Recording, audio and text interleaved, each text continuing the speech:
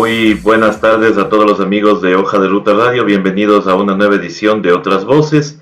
Hoy nos encontramos con la presencia de Diego Valencia Vela, colega periodista que está con nosotros para conversar algunos temas también de esta emergencia sanitaria, pero al mismo tiempo también hacerle una pregunta. Parece que nadie ha tratado el tema, solamente fue un tema que se viralizó en redes, pero que no se ha tratado al fondo. En este caso quería iniciar preguntándote, Diego, que estás tú en la ciudad de Ambato, me imagino que estás allá haciendo tu cuarentena. Quería preguntarte qué opinas tú, que estás más en el ámbito deportivo, sobre esta solicitud que ha hecho la ciudadanía de que los jugadores de fútbol también colaboren con esta emergencia y obviamente se puedan ellos colaborar con bajando sus sueldos o colaborando con parte de sus sueldos. Muy buenas tardes, Diego.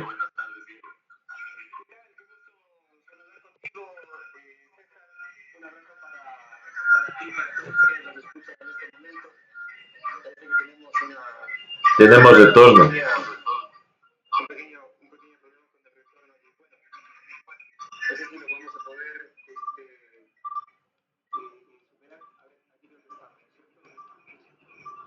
Creo que sí.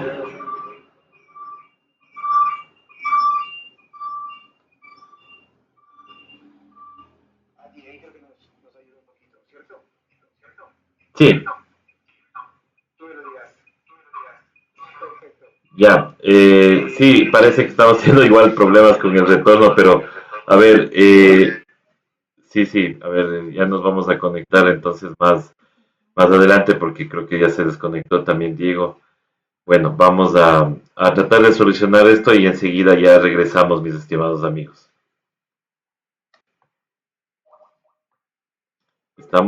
Sí, creo que estamos regresando ya. Sí,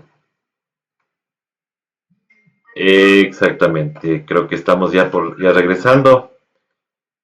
Ya, Diego, ¿cómo estás? Entonces, ¿ahí me escuchas? Ya, chévere. Entonces, lo que te decía es que, ¿qué opinas tú de esta propuesta que ha hecho la gente de que los jugadores de fútbol, por los sueldos bastante grandes, pues quieran colaborar o puedan colaborar con la emergencia sanitaria? Eh, ¿Crees tú que sea factible? Porque hay un comunicado de Iván Hurtado, que es el presidente de los jugadores, y él ha dicho que obviamente no se puede porque hay muchos equipos que están debiendo bastante sueldos a los jugadores. ¿Qué dices tú? Buenas tardes, Diego. Un abrazo para ti, César, para todos quienes nos escuchan en Hoja de Ruta, una alternativa de información, creo, de las más objetivas antes y ahora. Ojalá que mañana, más allá de cualquier crisis y cualquier situación que nos golpee, eh, mira, es una situación complicada realmente porque yo considero que los jugadores de fútbol, como cualquier trabajador de nuestro país o del mundo, tienen derechos. Trabajadores dentro de un mercado de oferta y de demanda que evidentemente hace que sus bonos, mientras más talentoso, técnico o disciplinado puedes ser, se incrementan. Eso es indudable. Eh, yo no estaría realmente de acuerdo con que a ellos se les exija una colaboración o donación de sus sueldos, de sus premios, de sus primas, porque yo creo que es un trabajo bien ganado y en la cancha, con esfuerzo, con varios capitales de valor y sobre todo, como digo, dentro de un mercado en el que la oferta y la demanda les pone precio a esos recursos humanos principalmente y de talento en este caso. Pero existe también otra verdad, que lamentablemente no solo en nuestro país, sino en el mundo, se celebran dobles contratos para evadir impuestos. Si bien existen derechos laborales que hay que respetar, también existen deberes ciudadanos y de responsabilidad social. Más aún de jugadores de fútbol que ya no tienen solo esa condición, sino que son auténticas marcas deportivas que de igual manera deben asumir un porcentaje de aquella responsabilidad social para con el Estado, para con el fisco, para con el servicio de rentas internas en el caso de nuestro país, para con Hacienda en España. Existen varios casos no de jugadores de segunda categoría en nuestro país, no de jugadores de segundo ni de tercer nivel. Las estrellas máximas del fútbol lamentablemente se crean a través de sus representantes y las empresas que manejan su marca, auténticas redes mafiosas que lo único que buscan es evadir impuestos en las transacciones que se hacen por sus derechos deportivos y económicos de un club a otro. O sea que en este caso, como tú bien dices, o sea, hay una, como decir, un juego en el tema de la contratación a los jugadores, ¿no? Pero, a ver, también vayamos al tema de que ¿cuántos equipos realmente están al día con los sueldos a los jugadores? Porque también hay que ver esa situación, ¿no? O sea, estamos pidiéndoles que colaboren, pero ni siquiera les han pagado 3, 4 meses a los jugadores. Así es una realidad innata, ¿no? Lamentablemente aquí el Ecuador no tiene organizaciones deportivas ni clubes deportivos que puedan desarrollar procesos que busquen no solo la formación profesional, sino la formación integral de cada uno de sus deportistas. Se celebran dobles contratos, unos que son inscritos en la Federación Ecuatoriana de Fútbol, otros que son inscritos ante el Ministerio Laboral y se pagan impuestos en base a cifras irrisorias, eh, totalmente menores a las que en realidad son inscritos, en cambio, contratos que son inscritos ante la Federación Ecuatoriana de Fútbol y ante la Federación Internacional de Fútbol Asociado.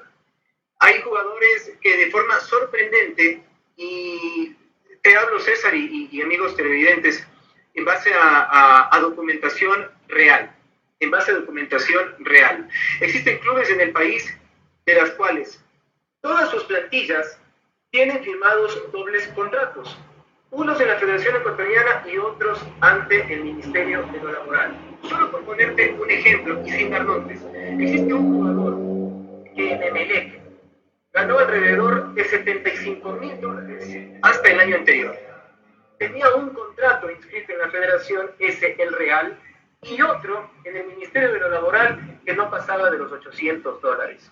Y sobre ese valor de $800 es el que se paga impuestos, se tributa al Instituto Ecuatoriano de Seguridad Social, como rige la ley, pero partiendo de una doble ética, una doble moral y una doble responsabilidad de dirigentes y de jugadores.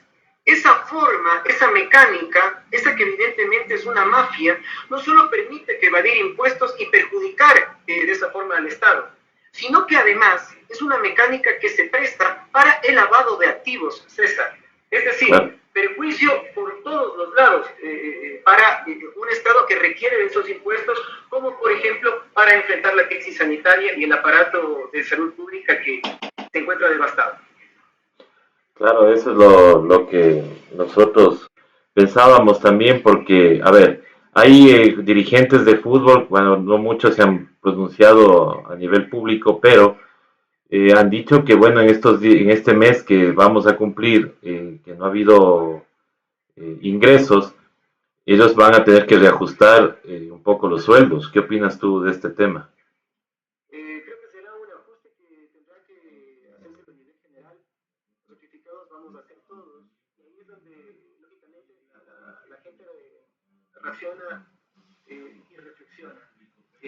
Partiendo de un criterio común. El que más tiene debe tributar más.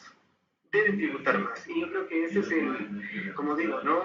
Partiendo de una acción de reflexión, de examen interior, y son de aquellos que ganan más deberán tal vez tributar más. Ojalá que en base a las leyes que ya existen, como hemos dicho César. Claro, en base a las leyes, que sería lo interesante, ¿no? Pero ahora veamos qué es lo que va a pasar, porque, a ver, tenemos un decreto que decía que no va a haber despidos, había un decreto que pedía a la empresa privada y a la pública que traten de pagar los sueldos y todo lo demás, pero estamos viendo que ya están haciendo todo lo contrario. Por ejemplo, vemos despidos en empresas privadas, despidos en empresas públicas y no se está practicando la famosa solidaridad que tanto nos pregonaron al principio de esta emergencia, ¿no?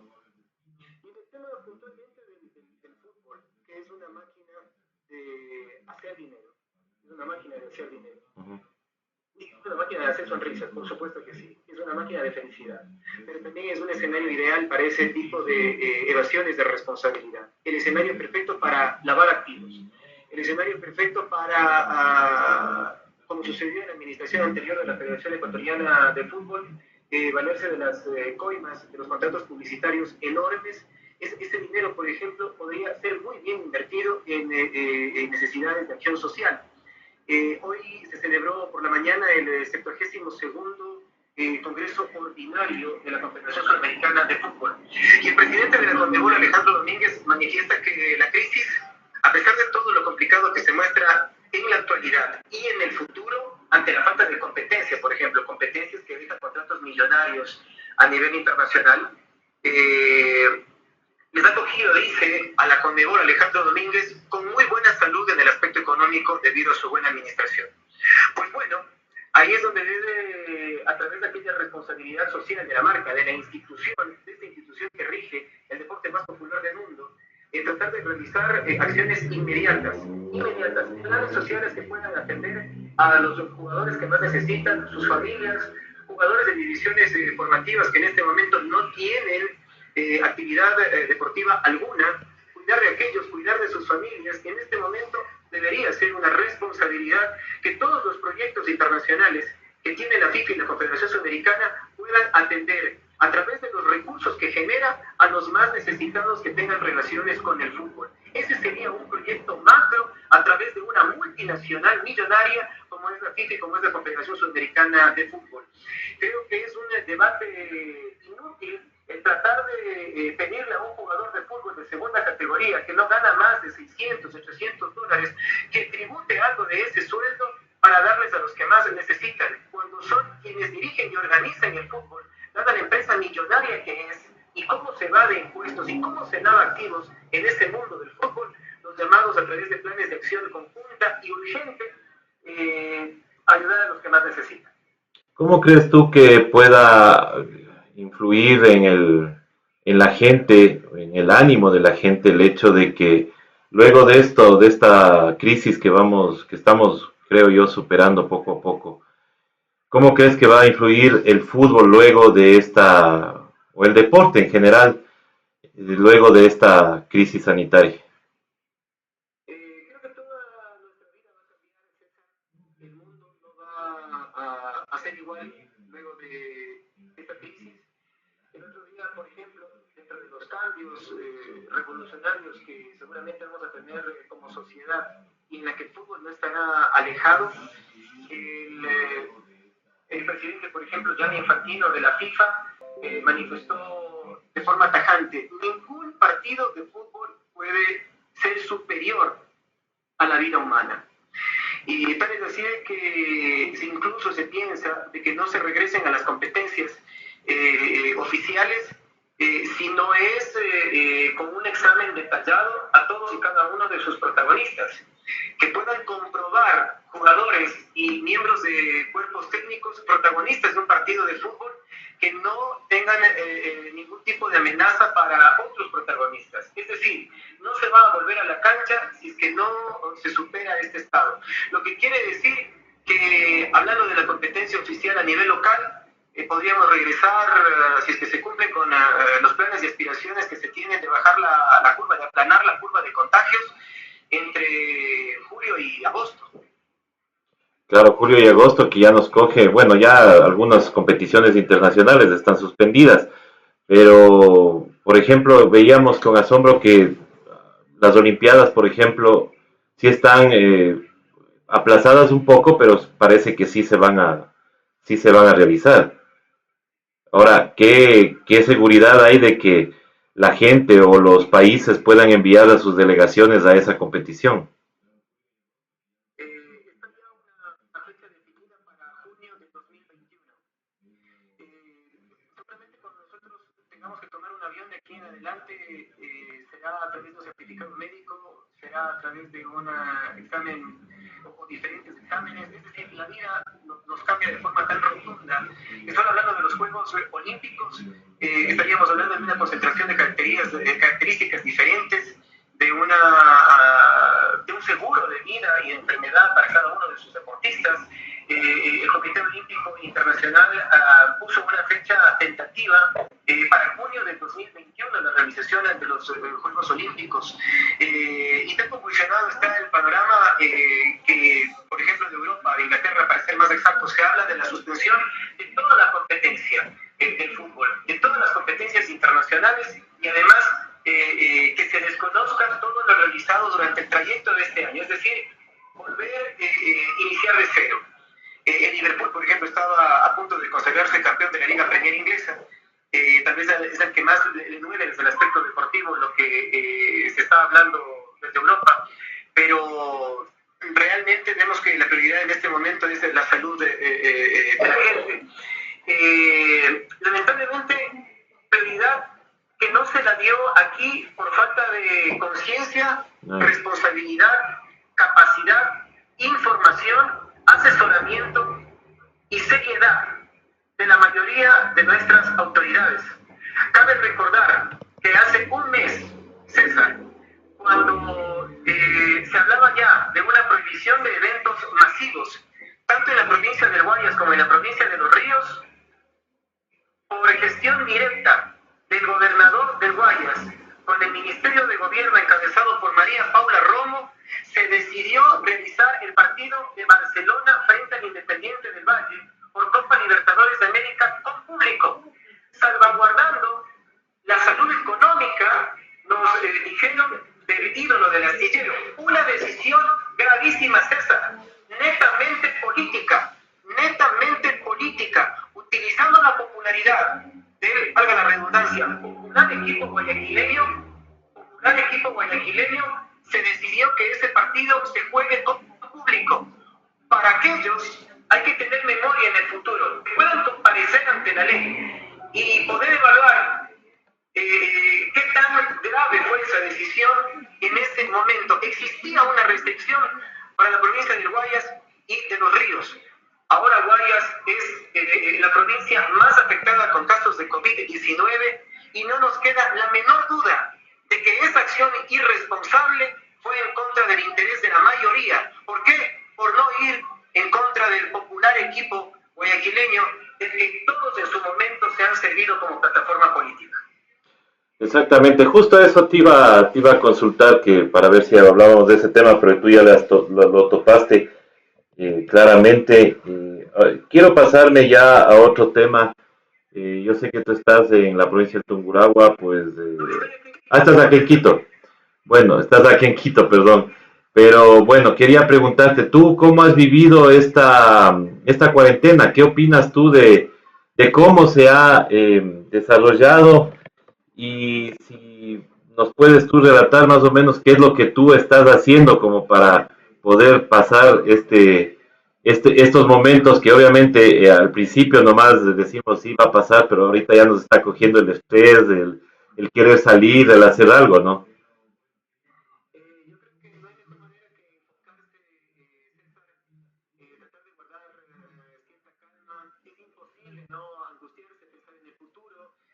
Pensar en las cuentas por pagar, pensar en la responsabilidad y el futuro de los hijos. Es imposible.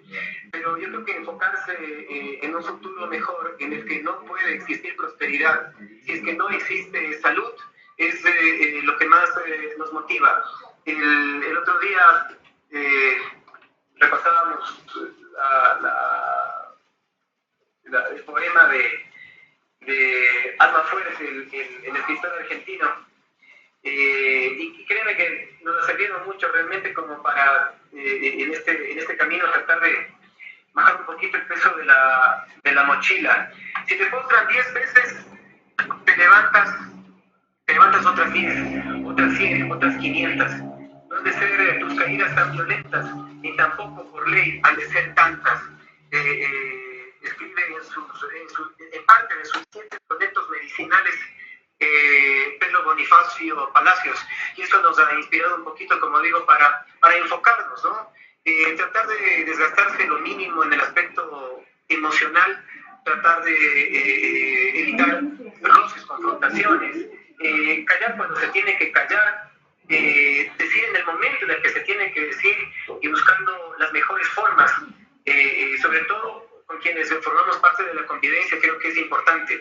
Y guardar conciencia de igual manera, César, de que este encierro, la cuarentena, el hecho de estar entre cuatro paredes, cuidando y salvaguardando la salud, también provoca una afectación que va más allá de lo físico, que cae en el aspecto emocional y que cae en el aspecto anímico, sobre todo para las mujeres. Hay un dato de la Organización Mundial de la Salud que manifiesta textualmente, literalmente, de que esta cuarentena afecta por triplicado a las mujeres. Por triplicado a las mujeres. La mujer que trabaja, la mujer que puede hacer teletrabajo, la mujer que debe atender a los niños, la mujer que tal vez tiene en el esposo un hijo más, que no está acostumbrado a hacer mayor cosa en casa, y aparte que tiene que a veces soportar cierto maltrato intrafamiliar. Entonces son tres tópicos más allá del encierro como tal que puede afectar aún más a la mujer que al hombre, ¿no? Entonces allí la actividad física, el tratar de hacer algo de yoga para la gente que puede hacerlo es muy recomendable. De igual manera, ejercicios de calistenia. Ahora hay mucho acceso en las redes sociales, en el YouTube principalmente, a acceder a actividades que nos permitan mantenernos físicamente activos y evitar la carga emocional, César. Para evitar la carga emocional es importante, pero a ver, también es el hecho de no ver mucha noticia, ¿no? Porque tú ves las noticias o ves las redes sociales a cada rato y como que te desmotiva totalmente por todo lo que estamos viviendo acá en el país, ¿no? Tanto es así que inclusive hasta un presidente de otra nación centroamericana nos califica como el ejemplo a no seguir en una crisis sanitaria. Y eso obviamente le debemos a la falta de acción de este gobierno, ¿no? Hablando de la... Tú me nombrabas hace rato la provincia de Tungurahua, pensando que estábamos por allá, pero desde la familia tenemos mucha cercanía con lo que sucede. En este momento Baños se encuentra sitiada sin cuidado de la policía por dos posiciones beligerantes, absurdas, y en la que en esta lucha de egos y de poder ha dejado en la indefensión a todo un pueblo, al pueblo de Baños.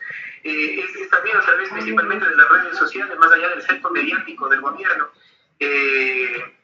la polémica entre la ministra del gobierno y el alcalde de Baños.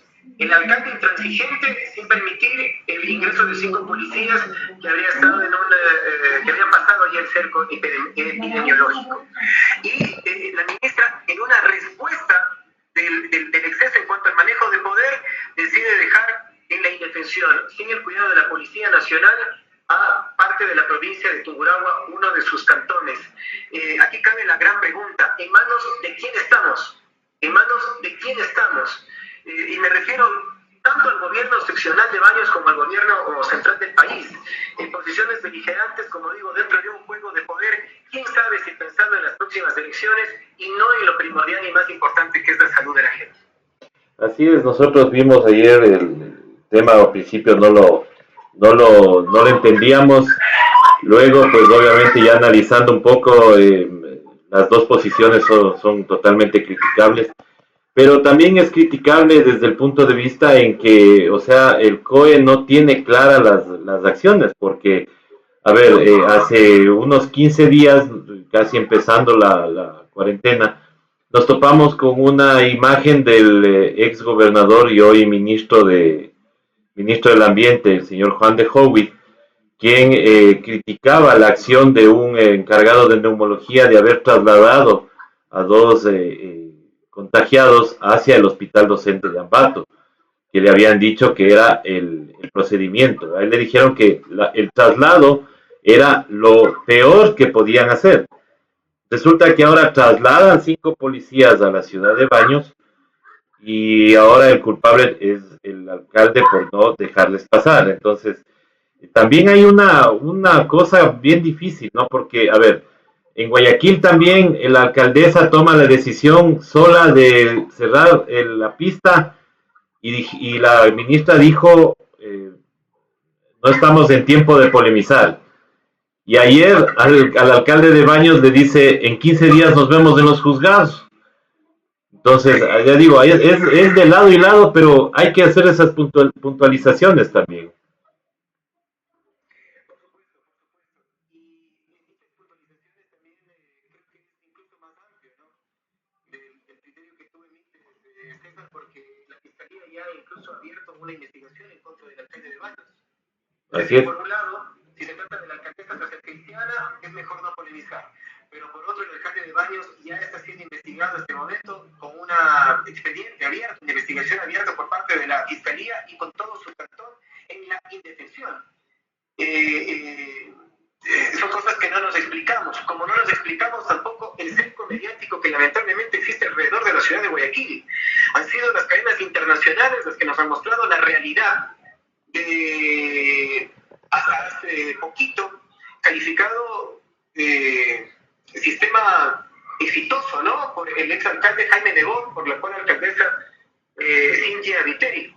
Pues resulta que el modelo exitoso de Guayaquil, por un lado, no ha alcanzado siquiera la conciencia de responsabilidad social, la respuesta de conciencia social de sus ciudadanos ante un plan de contingencia urgente. Y por otro lado, existe una realidad de igual manera, César, de pobreza extrema, de gente en condición de calle, o que dentro del estrato social más vulnerable viven 6, 8, 10 personas en 12 metros cuadrados, debajo de un techo de zinc, en una casa de caña, en una temperatura de 30 a 35 grados. Entonces, el quédate en casa en esas condiciones resulta muy, pero muy extremo, imposible. Allí las autoridades debían asistir con la antelación adecuada dentro de ese modelo exitoso para evitar que lamentablemente en Guayaquil la gente esté muriendo por decenas.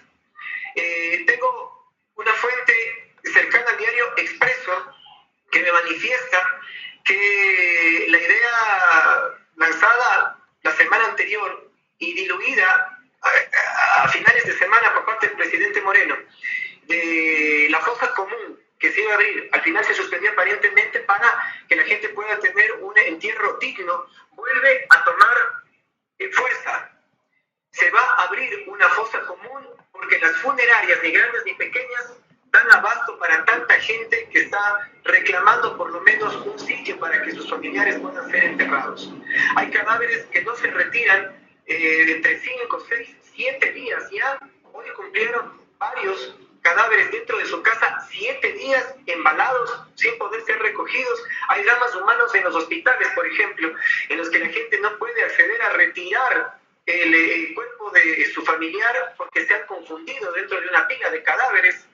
Hay varias otras fuentes y videos a través de las redes sociales que al no estar comprobados no podemos compartirlos, no podemos decirles, pero al menos hasta el momento lo que les hemos contado son situaciones reales, como digo, que nos hemos podido enterar en varios casos de fuentes directas y en otros por fuentes de información a nivel internacional, superando el cerco mediático que trata de maquillar un tanto la situación terrorífica que está viviendo la provincia de Guayas.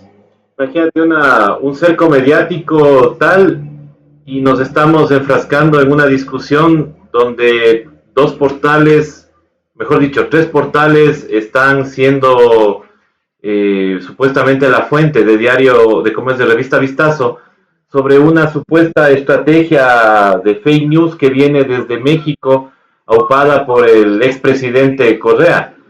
¿Tú qué opinas sobre este tema? Porque ya te digo, es terrible la forma en cómo tratan de tergiversar algunas cosas cuando las fake news han venido literalmente del mismo gobierno, ¿no? Publican fotos que no son reales, publican cosas que, información como por ejemplo 2 millones de pruebas que estaban viniendo y resulta que han sido 200.000 nomás. Dijeron primero 30 muertos, después fosa común, después van a ver el terreno, después dicen que no, y ahora dicen entierro digno. Entonces, ¿cómo creerle al mismo gobierno? Y ellos se apalancan en una supuesta estrategia de troll centers y fake news. Una estrategia muy mal definida por parte de Andrés Michelena, que es el principal hacedor de estas ideas, que al igual que toda su gestión ha fracasado como parte como parte de uno de los principales representantes, asesores o co-gobernantes, porque ante la ausencia de Lenín Moreno, ante la ausencia de liderazgo, de un verdadero liderazgo nacional que pueda llevarnos a todos hacia un mismo norte, lamentablemente nos damos cuenta que el señor no gobierna.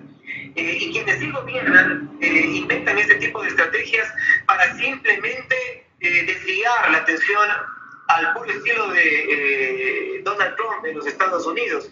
Estamos a punto de convertir a Nueva York, a los Estados Unidos, en el nuevo epicentro de la enfermedad. Y para el presidente de los Estados Unidos, hasta hace 2 días, no era necesaria una cuarentena en Nueva York, por ejemplo, resistiéndose más allá incluso de la elección que dejó ya en Italia su alcalde, que inició y encabezó una campaña, ¿no?, en Italia, que decía: Milán no se detiene. Milán en este momento, Italia, España en este momento ya encabeza con cifras récords la cantidad de casi 1.000 muertos diarios, Pues resulta que en esta estrategia de desviar la atención de lo que significa su verdadera responsabilidad, el gobierno encabezado por Lenín Moreno Garcés, a través de esta estrategia, culpando a correístas residentes en México, engaña a las personas de lo que ha sido el peor gobierno de la historia. En este momento, por ejemplo, vemos a un escondido Jaime Nebot, tan escondido, por ejemplo, como Iván Granda, el del circo de los 5 millones de dólares. El del circo de los 5 millones de dólares, dinero que podría haber sido invertido para tratar de precautelar en esta emergencia la compra de mascarillas o de guantes o de todo lo que el país necesita dentro de su sistema de salud pública.